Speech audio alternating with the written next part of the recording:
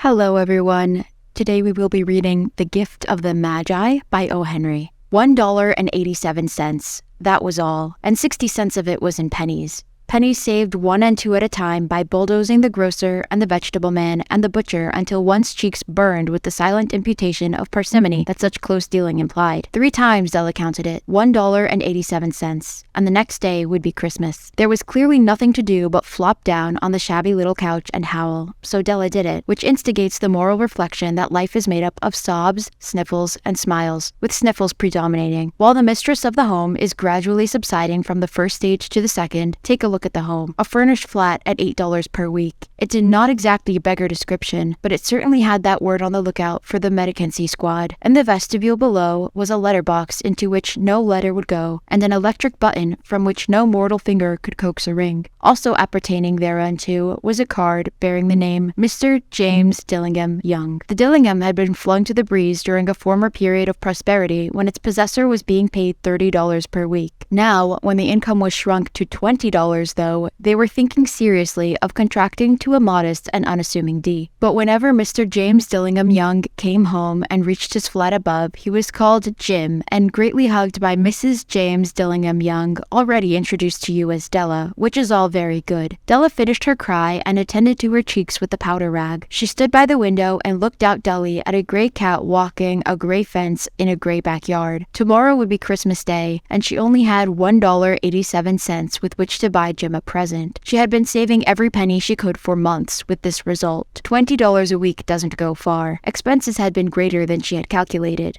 They always are. Only $1.87 to buy a present for Jim. Her Jim. Many a happy hour she had spent planning for something nice for him. Something fine and rare and sterling. Something just a bit near to being worthy of the honor of being owned by Jim. There was a pier glass between the windows of the room. Perhaps you have seen a pier glass in an $8 flat. A very thin and very agile person may, by observing his reflection in a rapid sequence of longitudinal strips, obtain a fairly accurate conception of his looks. Della, being slender, had mastered the art. Suddenly, she whirled from the window and stood before the glass. Her eyes were shining brilliantly, but her face had lost its color within 20 seconds. Rapidly, she pulled down her hair and let it fall to its full length. Now, there were 2 possessions of the James Dillingham Youngs in which they both took a mighty pride. One was Jim's gold watch that had been his father's and his grandfather's. The other was Della's hair. Had the Queen of Sheba lived in the flat across the air shaft, Della would have let her hair hang out the window some day to dry, just to depreciate Her Majesty's jewels and gifts. Had King Solomon been the janitor, with all his treasures piled up in the basement, Jim would have pulled out his watch every time he passed, just to see him pluck at his beard from envy. So now Della's beautiful hair fell about her, rippling and shining like a cascade of brown waters. It reached below her knee and made itself almost a garment for her, and then she did it up again nervously and quickly. Once she faltered for a minute and stood still, while a tear or two splashed on the worn red carpet. On went her old brown jacket, on went her old brown hat. With a whirl of skirts and with the brilliant sparkle still in her eyes, she fluttered out the door and down the stairs to the street. Where she stopped, the sign read, Madame Sofronie, hair goods of all kinds. 1 flight up Della ran and collected herself, panting. Madame, large, too white, chilly, hardly looked the Sofronie. Will you buy my hair? Asked Della. I buy hair, said Madame. Take your hat off and let's have a sight at the looks of it. Down rippled the brown cascade.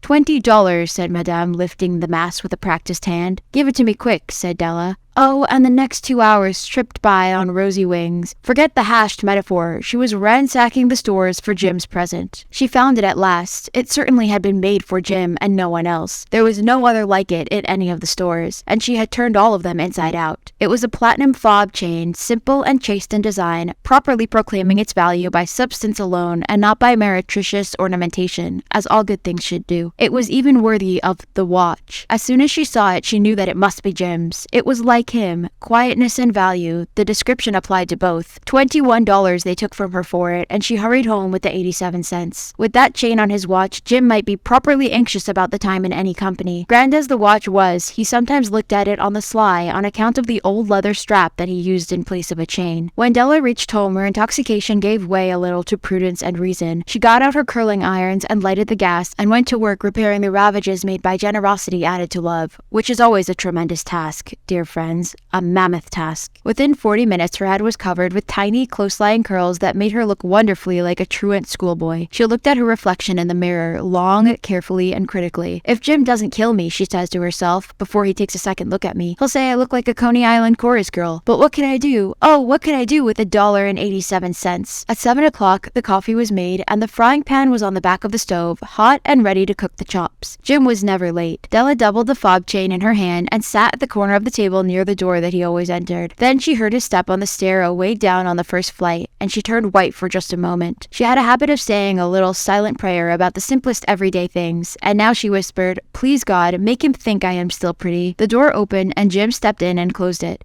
He looked thin and very serious. Poor fellow, he was only 22, and to be burdened with a family, he needed a new overcoat and he was without gloves. Jim stopped inside the door, as immovable as a setter at the scent of a quail. His eyes were fixed upon Della, and there was an expression in them that she could not read, and it terrified her. It was not anger, nor surprise, nor disapproval, nor horror, nor any of the sentiments that she had been prepared for. He simply stared at her fixedly with that peculiar expression on his face. Della wriggled off the table and went for him. "Jim, darling," she cried, "don't look at me that way. I had my hair cut off and sold because I couldn't have lived through Christmas without giving you a present. It'll grow out again. You won't mind, will you? I just had to do it. My hair grows awfully fast. Say Merry Christmas, Jim, and let's be happy. You don't know what a beautiful, nice gift I've got for you." "You've cut off your hair?" asked Jim laboriously, as if he had not arrived at that patent fact yet, even after the hardest mental labor. "Cut it off and sold it," said Della. "Don't you like me just as well anyhow? I'm me without my hair, ain't I?" Jim looked about the room curiously. "You say your hair is gone?" he said, with an air almost of idiocy. "You needn't look for it," said Della. "It's sold, I tell you. Sold and gone, too. It's Christmas Eve, boy. Be good to me, for it went for you. Maybe the hairs on my head were numbered," she went on with sudden serious sweetness, "but nobody could ever count my love for you. Shall I put the chops on, Jim?" Out of his trance, Jim seemed quickly to wake. He enfolded his Della. For 10 seconds, let us regard with discreet scrutiny some inconsequential object in the other direction. $8 a week or $1 million a year. What is the difference? A mathematician or a wit would give you the wrong answer. The Magi brought valuable gifts, but that was not among them. This dark assertion will be illuminated later on. Jim drew a package from his overcoat and threw it on the table. "Don't make any mistake, Dell," he said, "about me. I don't think there's anything in the way of a haircut or a shave or a shampoo that could make me like my girl any less. But if you'll unwrap that package, you may see why you had me going a while at first." White fingers and nimble tore at the string and paper, and then an ecstatic scream of joy, and then, alas, a quick feminine change to hysterical tears and wails, necessitating the immediate employment of all the comforting powers of the lord of the flat. For there lay the combs, the set of combs, side and back, that Della had worshipped long in a Broadway window. Beautiful combs, pure tortoiseshell, with jeweled rims, just the shade to wear in the beautiful vanished hair. They were expensive combs, she knew, and her heart had simply craved and yearned over them without the least hope of possession. And now, they were hers, but the tresses that should have adorned the coveted adornments were gone. But she hugged them to her bosom, and at length she was able to look up with dim eyes and a smile and say, "My hair grows so fast, Jim." Then Della leaped up like a little singed cat and cried, "Oh, oh!" Jim had not yet seen his beautiful present. She held it out to him eagerly upon her open palm. The dull precious metal seemed to flash with a reflection of her bright and ardent spirit. "Isn't it dandy, Jim? I hunted all over town to find it. You'll have to look at the time 100 times a day now. Give me your watch. I want to see how it looks on it."